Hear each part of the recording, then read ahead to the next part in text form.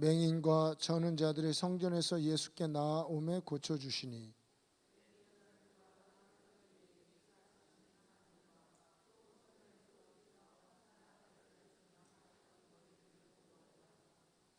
예수께 말하되 그들이 하는 말을 듣느냐.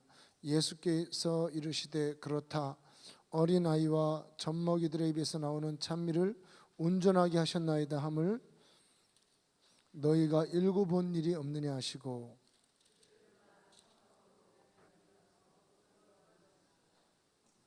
아멘. 여러분 너무나 유명한 예수님께서 성전을 정화하신 이제 그런 사건을 여기에서 기록하고 있습니다. 사실 뭐 제가 가지고 있는 성경에도 성전을 깨끗게 하시다 이렇게 되어 있는데요.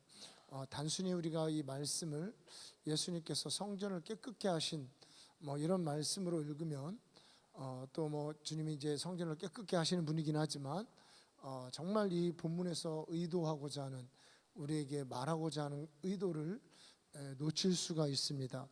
한번 우리 지금 이 본문 안에만 이렇게 나와 있는 뭐 그 바로 좀 앞에 있는 구절과 함께 그 예수님께서 여기서 하신 일이 무엇인지를 한번 여러분 우리가 본문을 이해하기 위해서 한번 좀 찾아봤으면 좋겠습니다. 여기서 예수님이 이 예루살렘 성전이죠. 예루살렘 성전이라고 하는 이제 모세의 그 회막, 모세의 광야에 있었던 이제 성막, 그리고 그 다음에 솔로몬의 성전, 그리고 무너진 다음에 스룹바벨 성전, 헤롯 성전 이렇게 계보를 이룬 이 성전은 하나님이 지으라고 하신 성전입니다. 비록 뭐 헤롯이 짓고 이렇게 했겠지만 하나님이 지으라고 하고 이스라엘 백성들이 이곳에서 모여서 예배하고 제사를 드리고 기도하던 곳, 그리고 지금까지 사실은 성전은 무너졌지만 그 성전에 뭐 통곡의 벽이라 그래서 이렇게 성전 그 바깥쪽에 있는 그 벽을 놓고 지금도 이스라엘의 사람들이 신실한 자들이 그곳에서 이렇게 기도하고 있습니다. 이런 아주 유서 깊은 곳이 이 성전인데 예수님께서 이곳에서 이제 하신 일들이 있습니다. 어떤 일을 하셨죠? 뭐 이렇게 발견하신 대로 여기 나온 대로 한번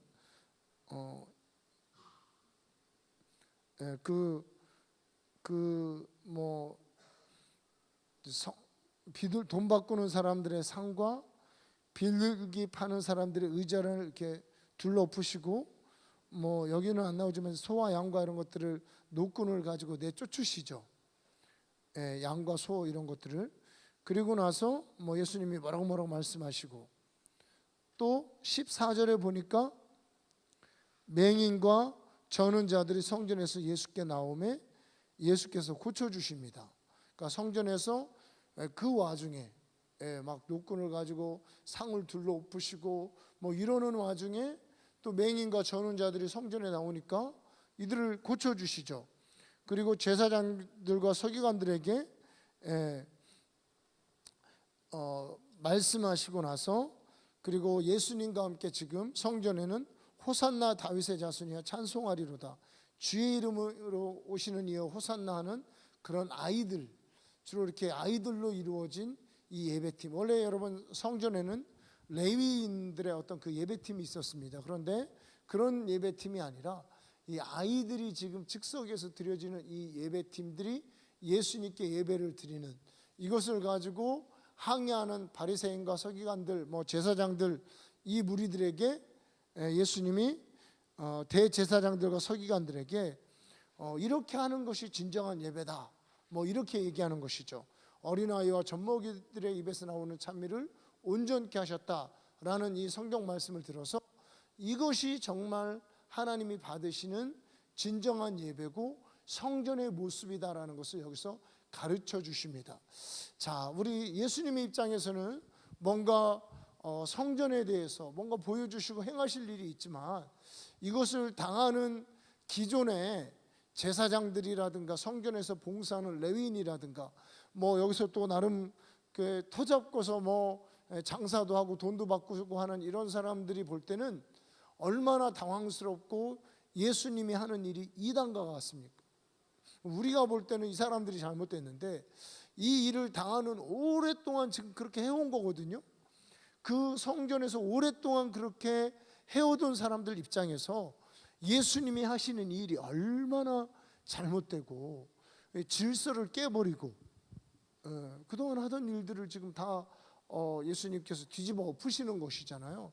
얼마나 이상하고 이단 같은 그런 행동이었을까? 여러분 한번 뭐 그런 생각 아마 여러분 해보셨을 것 같습니다.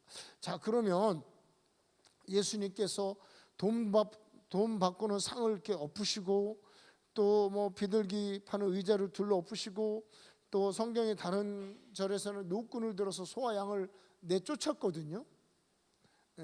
이렇게 하시면서 내 아버지의 집을 강도의 소굴로 만들지 말라 그랬는데 우리가 한번 좀 생각해 볼 것이 이 성전에서 돈 바꾸는 상, 또 비둘기 파는 의자, 그리고 양과 염소, 뭐 소 이런 것들이 이것이 불법이었는가? 이게 하지 말아야 되는 일이었는가?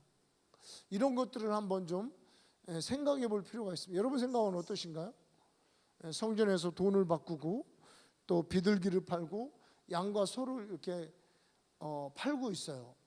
이게 불법인가요? 하지 말아야 되는, 그 자리에 있으면 안 돼서 예수님이 열받으셔가지고 쫓아내신 것일까? 어떠신 것 같습니까?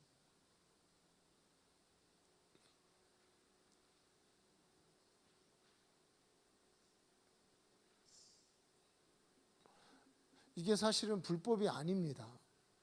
왜냐하면 신명기에 보면 모세가 이렇게 명령하고 있습니다. 뭐냐면 너희들이 하나님의 전에 제사하기 위해서 11조라든가 양과 소라든가 헌물을 가지고 올 때 너희 사는 곳이 멀리 있으면 그거를 끌고 오려면 얼마나 힘듭니까? 제사 한번 드리려면 뭐 양과 소를 이렇게 저 갈릴리 위쪽에 있는 저런 뭐 단지파 이런 북쪽에 있는 그런 동네에서 소위 이렇게 부산에서 서울까지 양이며 소며 이런 것들을 끌고 와서 서울에 있는 뭐 그냥 여러분 이해하기 쉽게 서울에 있는 여의도 순복음교회에서만 예배를 드린다고 할 때 얼마나 힘듭니까? 그죠?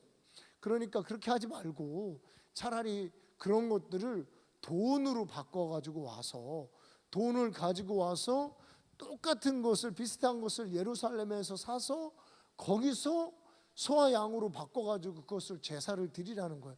지금 그것을 하는 겁니다. 여기서 하는 일들이.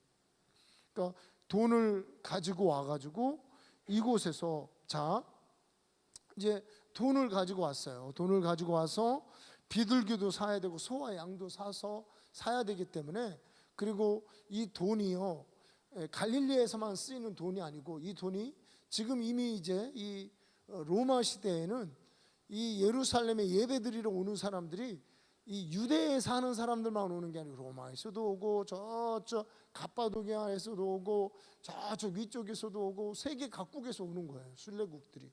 그러니까 이제 자기네 돈을 가지고 올 거 아닙니까? 자기네 돈을 가지고 오면 이게 여러분 우리도 달러 가지고 와가지고 지금 뭐 달러 또 좋다고 받을 수도 있는데 달러 가지고 오면 쓸 데가 별로 없어요. 시장 가가지고 아주머니들한테 달러 주면 이게 뭐요? 10,000원짜리 줘? 뭐 이런다고요. 그렇죠? 그러니까 지금 돈 바꾸는 일들이 자연스러운 일입니다. 그렇게 해야 되는 거예요. 그래서 하나님이 그렇게 하라 그런 것을 그 시대에 맡겨 적용을 한 것이죠.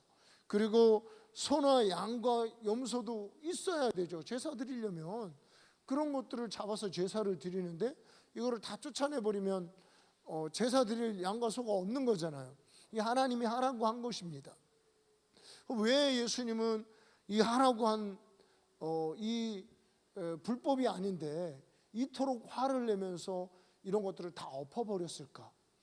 그거는 예수님이 하신 행동들을 보면 알 수가 있습니다. 첫 번째 예수님 말씀을 보면 내 집은 기도하는 집이다 라고 얘기를 했습니다. 그러니까 하나님께서 이렇게 성전을 세운 것은 결국은 이 돈을 바꿔가지고 뭐 제사도 드리고 이러지만 그렇게 어떤 형식적인 예배를 드리라는 것이 아니고 정말 기도하면서 주님을 만나기 위해서, 또 우리 주님은 하나님의 백성들을 만나 주시기 위해서 이 이사야서에 보면 고자와 이방인일지라도 기도하는 내 집에서 저들을 만나주겠다, 저들을 기쁘게 하겠다는 말씀이 있습니다. 여러분, 이 고자와 이방인이라는 것은 거의 개처럼 여김을 받고 생명 없는, 쓸모없는, 저주받은 존재들이었습니다.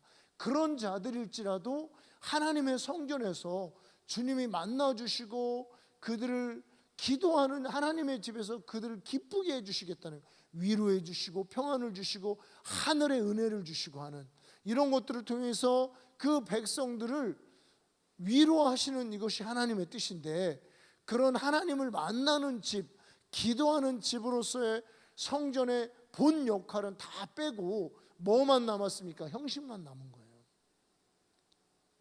그리고 짭짤하잖아요. 돈 받고 주는 재미가 있고, 뭐 소와 양을 파는데 그냥 팔면 재미없잖아요. 조금 얹혀서 주고. 이제 그런 것만 남은 겁니다.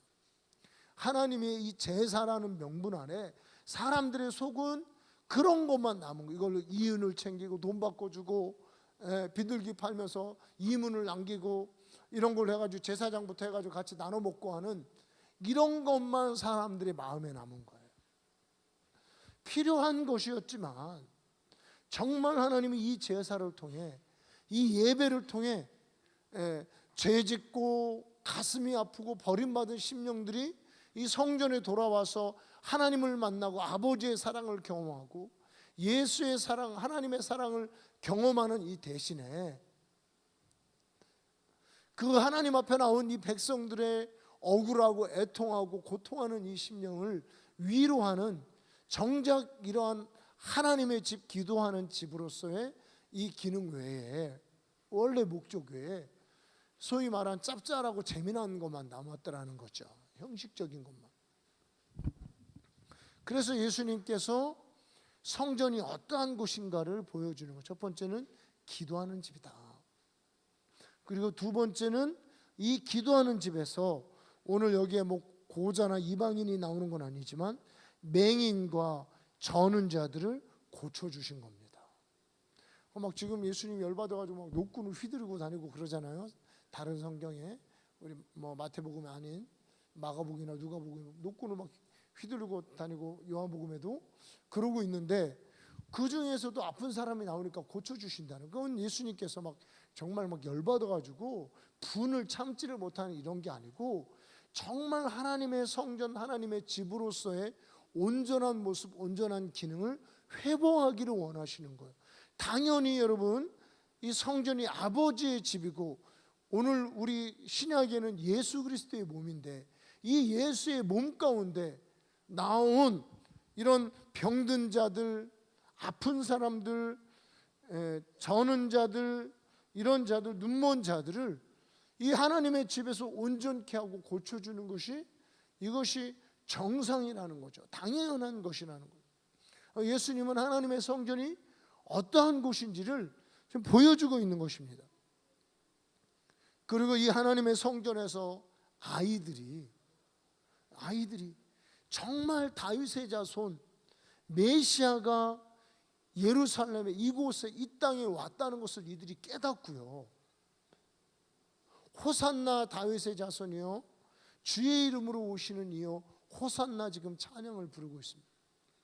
무슨 멜로디가 있는 것도 아니었고, 또 좋은 악기 반주가 있는 것도 아니고, 그 당시에 있는 레위인들처럼 제가 이렇게 음악 공부를 하면서 이렇게 보니까 그 레위인들이 이렇게 찬양대가 있잖아요. 근데 그들이 이렇게 대대로 전수되어져 내려오는 그런, 뭐 좀 쉬운 얘기로 발성법, 노래하는 이제 쉬운 우리 새 노래라고 하는, 테일라라고 하는 그런 노래법이 있었답니다. 이거는 실제로 그 유대 문헌에 기록된 거예요.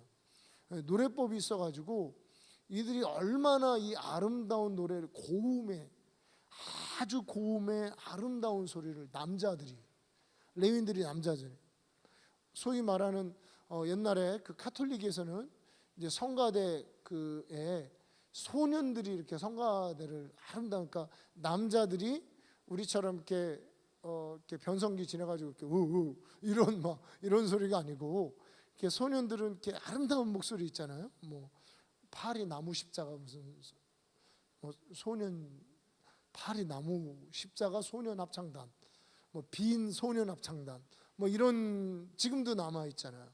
그들이 굉장히 이 아름다운 소녀들 못지않은 그런 아름다운 목소리를 이렇게 힘이 있으면서, 남자들의 어떤 그 힘이 있으면서 또 아름다운 목소리를 미성을 내는데, 뭐 그런 그 이상의 그 레위인들이 그런 노래들을 불렀답니다. 그러니까 이런 노래가 이때도 사실은 내려오고 있었어요. 그런데 지금 예수님은 그런 틀에 박힌 전통적으로 내려오는 그 예배도 사실 중요하지만, 이 어린아이들이 예수가 누구인지 깨닫고 감격 가운데, 하나님 말씀 가운데 약속하신 그 메시아가 이분이라는 이 확신 가운데 주님을 무질서하게 부른 이 노래 가운데 주님은 기뻐하시고, 바로 이러한 노래가 힘이 있고 능력이 있다라는 것을 예수님께서 지금 선포하고 있습니다. 이 사건을 통해서 예수님은요, 성전이 어떠한 곳이어야 되는지를 우리에게 보여주고 있는 겁니다. 물론 형식도 있어야 되고 전통도 있지만, 정말 정작 중요한 것은 성전은 기도하는 것이고, 이 기도하는 집을 통해서 하나님을 만나는 것이고, 이 하나님을 만날 때 맹인과 저는 자들, 고자, 이방인들이 치유받고 위로받고 진정한 안식을 경험하고, 어린아이부터 어른까지 다 하나님이 누구인지를 깨닫고 기쁨 가운데 능력 있는 노래를, 예배를 드리는 이러한 곳이 성전이라는 것을 예수님께서 보여주고 있습니다. 예수님은 요한복음 안에는 이러한 주의 집을 사모하는 열성이 삼켰다고 말씀하고 있습니다. 예수님이 이 땅에 오셔서 비록 형식적으로 헤롯이 유대인들의 인기를 좀 얻기 위해서 지은 성전이었죠. 46년인가 이렇게 만든 성전이었지만, 그런 곳에서 어떻게 보면 좀 정치적인 그런 목적으로 지어졌어요, 이 헤롯 성전은. 그래도 예배가 있고 제사가 있는 이곳에서 예수님이 기대했던 것은, 오늘 이 예수님이 즉석으로 보여주신 이와 같은 예배, 이와 같은 감격이 있고 진정한 하나님과 인카운터, 만남이 있는 이런 예배를 주님이 그래도 조금이라도 기대하고 왔는데, 아예 그 예배는, 그러한 예배는 아예 구경조차 할 수 없었다는 거죠. 오히려 이런 예배라든가 성전에 있는 이런 어떤 소와 양을 팔아야 되는 이런 것들을 이용해서 개인의 이득만 취하는 그런 사람들로 가득 차 있더라는 거예요. 그래서 예수님께서 이들을 쫓아내시고 오늘 즉석에서 이와 같은 예배를 받으시고 사실은 보여주신 것입니다. 여러분, 오늘날 우리 교회는 어떻습니까? 우리 교회는 하나님의 집이죠. 그리고 진리의 터라고 말하고 있습니다. 하나님의 집이고 진리의 터고, 그리고 교회는 바로 그리스도의 몸이고 그리스도의 신부입니다. 우리가 기본적으로 하나님의 집이라고 얘기할 때, 기본적으로 교회는 하나님과의 만남이 있어야 되는 것이죠. 우리가 이렇게 요한계시록을 읽고 있는 오늘, 이제 하나님께서 이제 이 마지막 하나님의 일곱 대접이라고 하는 그 심판을 이 땅에 보내주시면 이 세상이 이제 적그리스도는 쫓겨나게 되는 거예요. 소위 말해서 이렇게 적그리스도의 그런 거 있잖아. 그러니까 카운터 펀치를 이제 마지막 한 방 날리면 이제 쫙 뻗게 되는 그 상황에서, 참 놀라운 것은 뭐냐, 하나님의 성전이 열리고 보여지면서 연기가 구름과 같이 이렇게 차올라오는 모습을 우리 요한계시록 가운데 우리가 오늘 새벽에 살펴보았습니다. 하나님의 연기가 차올랐다는 것은 하나님을 만나는 사건들이 있다는 것입니다. 쉐카이나 글로리, 하나님의 임재가 있다는 것이죠. 하나님의 임재를 눈에 보이게끔 느낄 수 있는 이런 하나님의 임재를 체험하는, 그것이 결국에는 원수에게는 가장 큰 심판이었다는 것입니다. 오늘날도 우리 교회가, 오늘날 이 교회들이 하나님의 집으로서, 하나님의 성전으로서 하나님의 임재가 거하시는, 누구든지 이곳에 와서 주님을 만날 수 있는, 그래서 고자와 이방인과 같이 마음이 외롭고 버림받은 이런 심령들도 하나님 앞에 위로와 회복을 얻게 되고, 그리고 어린아이들도 하나님이 누군지를 아는 진정한 찬양을 드릴 수 있는, 그리고 사모하는 사람, 갈급한 사람은 누구든지 와서 24시간 주님 앞에 기도할 수 있는, 바로 이러한 것이 하나님의 집이라는 것입니다. 우리의 예배 모임이고, 그리고 언제든지 하나님의 진리의 말씀, 하나님이 정말 보여주신 길과 진리와 생명이신 예수 그리스도를 선포하는 진리의 말씀이 선포되어지는, 이러한 곳이 하나님의 집이라는 것입니다. 그래서 사실은 하나님의 집으로 회복이 되어져야 됩니다. 이러한 하나님의 집을 보기 원하시는 주님의 열성이 지금도 주님의 마음을 삼키고 있습니다. 요한복음에 이렇게 말씀하십니다. 아버지께서는 이와 같이 신령과 진정으로 예배하는 자들을 찾으시느니라. 신령과 진정으로 이처럼 주님과의 만남이 있는 이런 예배를, 이런 기도를 드리는 자들을 주님은 찾고 계시다는 거죠. 이게 이제 막 물색한다는 것입니다. 물색하는 이 주님의 이 갈망은요, 이 예수님의 이때나 지금이나 변함이 없습니다. 우리 마음이, 또 우리 함께 모인 이 교회가 이와 같은 하나님의 성전과 같이 아름답고 굶주리고 갈급하고 오직 하나님의 영광, 주님을 만나기로만 사모하는 이런 열성이, 이 열성을 깨닫고 이 열성이 사무치는 그러한 곳이 되어져야 되는 것이죠. 그래서 주님을 만나면, 주님의 임재를 체험하면, 그러면 해결이 되는 거예요. 여기 맹인과 전원자들이 주님 앞에 나오니까 주님도 조금 약간 머쓱하실 수도 있는데 노끈 들고 휘두르시다가, 맹인들이 나 저기 재밌더라고요. 가만히 생각해 보니까 지금 막 노끈 들고 막 상 막 업고 이러는데 맹인들이 나오니까 즉석에서 고쳐주시. 이건 막 주님이 막 열받아가지고 길길이 뛰는 이러한 모습이 아니라는 거예요. 정말 교회가 어떠해야 되는지를 말씀해 주시고 보여주시고 가르쳐 주기를 원하십니다. 그래서 여러분, 우리가 이와 같이 굶주린 심령, 주님의 열성을 가지고요, 우리가 열심히 기도하고 예배하면 하나님의 영광이 임합니다. 하나님의 임재가 임해요. 그래서 주님을 만나면 모든 것이 해결이 되는 거예요. 모든 것이 가능해지는 것입니다. 뭐 제가 자세히 얘기하진 않겠지만, 우리 이 성전 기적이 있은 이유가 바로 그 다음이 무화과 나무의 기적입니다. 무화과 나무의 기적.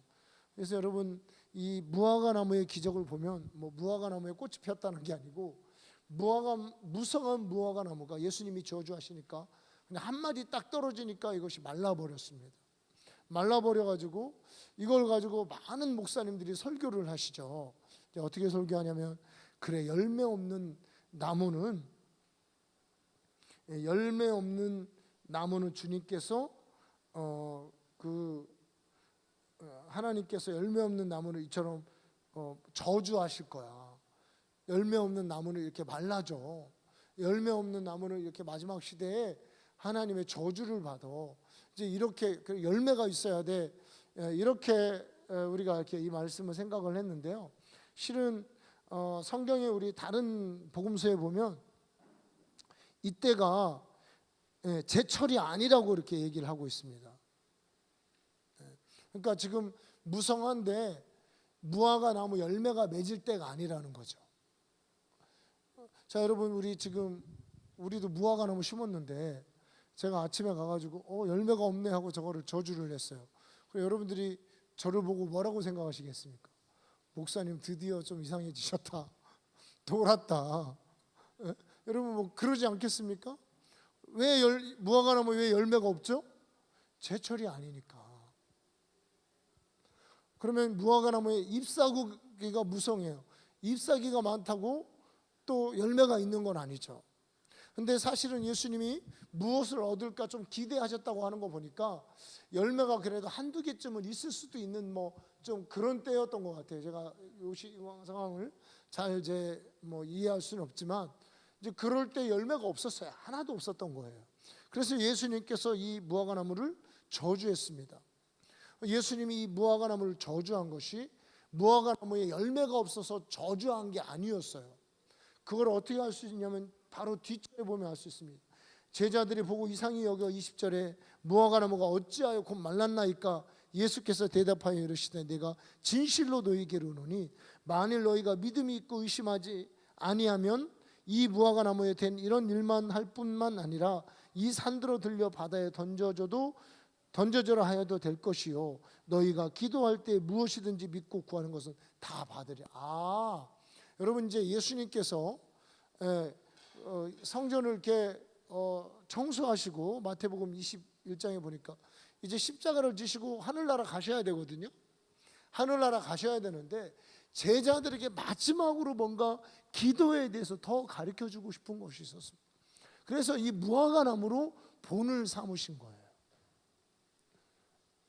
왜 아까운 무화과나무를 그렇게 하셨는지는 제가 잘 모르겠습니다. 사실은 교구가 필요한 거죠. 교구, 기자재. 아이들, 학생들을 가르치기 위해서 교구가 필요했던 거예요. 그래서 이 무화과를 확 말리니까 저주하니까 그 다음날 싹 말라버린 겁니다.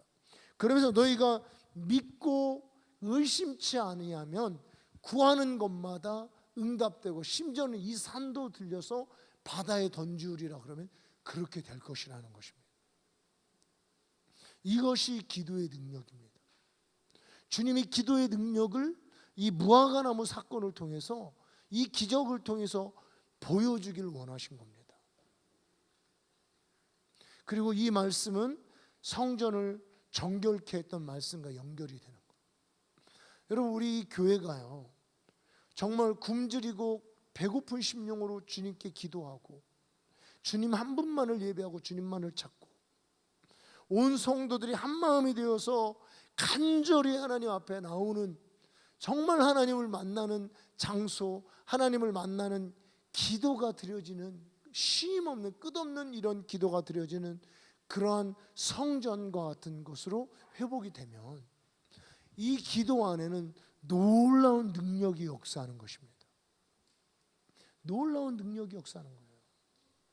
무화과뿐만 아니라 죽은 자가 살아나고 병든 자가 치유되고 하늘 문이 활짝 열리고 하나님의 영광이 차오르고 하나님이 이 땅 가운데 하고자 하셨던 놀라운 역사를 선포하는 그런 교회로, 능력 있는 교회로, 천국을 소유하는, 천국을 보여주는 교회로 이제 이 교회들이 회복이 되는 것입니다.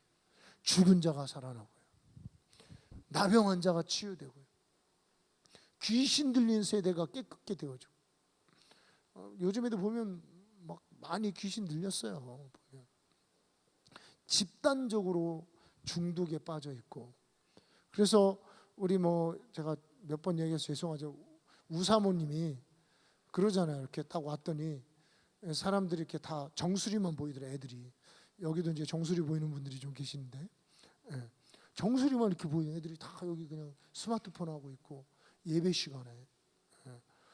저도 옛날에도 그랬어요. 이렇게 전도사라고 이렇게 어디 신학생 하나 데려왔더니 제가 이렇게 설교하고 있는데 이렇게 뭐 하나 이렇게 봤더니 게임을 하고 있어. 전도사가 게임을 그래놓고 무슨 일이 있어가 이렇게 좀 지적을 했을 거 아니에요. 그랬더니 제가 한 개를 지적했더니 10개를 막 지적을 하더라고. 목사님 이런 게 문제고 이런 게 문제고 이런 게 문제고. 막 제가 놀래가지고 그래가지고 그래서 이제 야, 너하고 나하고 이렇게 맞지 않으면 이렇게 함께 사역을 못하지 않겠냐? 이 비전이 같아야 되지 않냐? 그랬더니 그래서 한번 기도해보자. 너하고 나하고 진짜 비전이 맞는지. 한 달을 기도했습니다. 한 달을 기도했더니 그러더니 야, 나는 이런 비전이 있는데, 그랬더니 이 친구가 하는 얘기가 그런 비전이 이루어지려면 이런 것도 하고 이런 것도 하고 이런 것도 해야 되지 않냐고. 아니 그래서 제가 깜짝 놀랐어요. 아니 그 담임 목사 그때 전도사였죠. 그래도 명색이 또 전도사가 설교하는데 전도 또 이렇게 신학생이 그 게임하고 있으면서 할 얘기가 왜 이렇게 많은지 내가 잘 모르겠더라. 그래가지고 이게 지금 이 귀신 들린 세대예요. 이게 신학생들도 별반 없고, 우리 이대혁 전사가 신학교 가가지고 시험 들었다잖아요, 애들이. 그래도 좀 기대하고 갔더니 교수는 뭐 강의하고 다 딴짓 하더래요. 그리고 특히 이제 저는 뭐 그런 모습은 많이 보진 못했는데, 채플 시간 있잖아요. 채플 시간에 다 이렇게 뭐 그 컴퓨터 뒤에다 놓고 채플 할 때 이렇게 놈이 보면 막 설교 받아치는 것 같은 거야. 설교. 그래서 여러분 사실은 좀 참 대책이 없습니다. 사실은 신학교가 이 정도 되면 어쨌든 걔네들이 다 뭐 전도사도 하고 목사도 하고 그럴 거 아닙니까?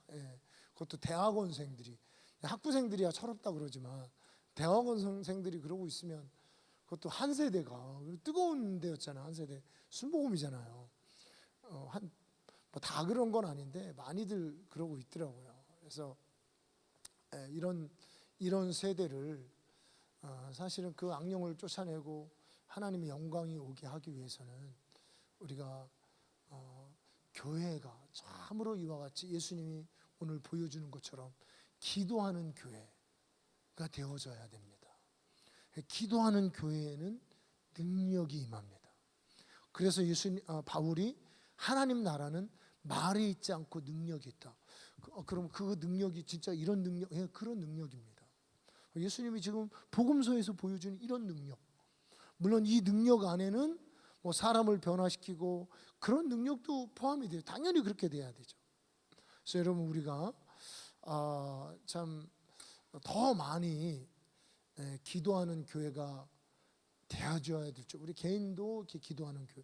그래서 제가 이제 조금 더 작정하고 기도를 이렇게 조금 더 하려고 해보니까 조금 늘어나더라고요. 조금 한 3분의 1 정도 분량이 늘어났고, 그리고 지금도 이게 더 하려고 합니다. 그래서 다음 주에는 또 3분의 1. 그래서 제 목표가 한 2-3배 정도. 이제 제가 사실은 기도를 할 때는 좀 했는데 이렇게 많이 못하 한 2시간, 1시간 반, 2시간. 그러니까 이제 새벽에 좀 하고 나머지 시간 1시간 정도 하고. 그러니까 이제 한 2시간 하고 바쁠 때는 그것도 못 하고 이랬는데, 지금 이제 막 조금 하려고 하니까 조금 늘어났어요. 그래서 제가 목표가 5시간 이상 하는 목표를 세웠습니다. 한두 주 안에. 근데 이게 금방 할 줄 알았더니 또 그게 또 금방 안 되더라고요. 마음만 먹으면 금방 5시간 이상씩. 옛날에는 했으니까 그렇게 하려고 했는데 금방 안 되는 거예요. 막 별의별 일들이, 별의별 일보다도 하여튼 좀 분주하게 하는 일들이 좀 많이 생기더라고요. 그래서 여러분 우리가 참 기도해야 됩니다. 기도요. 그래서 여러분들이 아마 이렇게 조금 우리가 이 기간에 그래도 좀 기도하는 시간이 좀 늘긴 한 것 같아요. 우리 교회가. 그래서 여러분 우리가 이걸로 끝나는 것이 아니고 이 기간 동안에 기도를 회복하고 하나님을 만나는 시간이 될 때 우리 교회는 못할 것이 없는, 오늘 예수님이 약속하신 하나님 딱 만나면요 못할 것이 없습니다. 제가 참존 화장품이라고 하는 소망교회 장로님이시더라고요.